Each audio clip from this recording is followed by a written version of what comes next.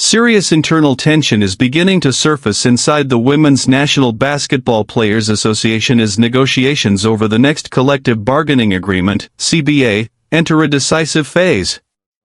For months, union leadership has maintained that players were unified in their approach to negotiations with the WNBA.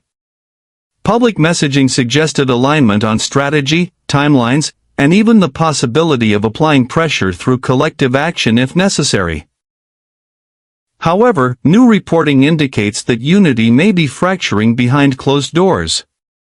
Sources now confirm that agents and a group of players recently reached out directly to team ownership, requesting reconsideration of portions of the league's latest proposal. This move signals growing concern among some players that the negotiations may be reaching a stalemate and that the current deal on the table may represent the best achievable outcome in the near term. At the heart of the dispute remain two major financial pillars: revenue sharing and the salary cap structure.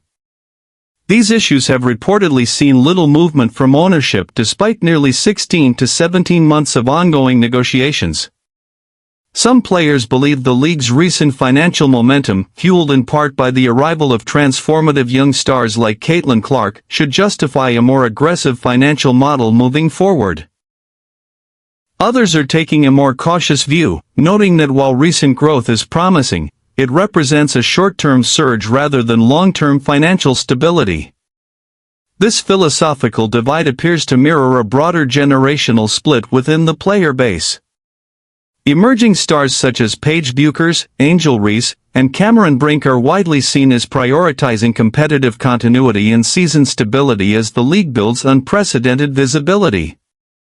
Meanwhile, established veterans, including Breanna, Stewart and Kelsey, are believed to be advocating for structural gains that could redefine player compensation long-term. These differing priorities reportedly surfaced during a recent virtual union meeting described by participants as tense and highly emotional. One major flashpoint: the possibility of a strike. Although players authorized a potential strike in a near-unanimous vote last December, sources indicate some are now reconsidering the risks, particularly the financial and scheduling consequences of a delayed season.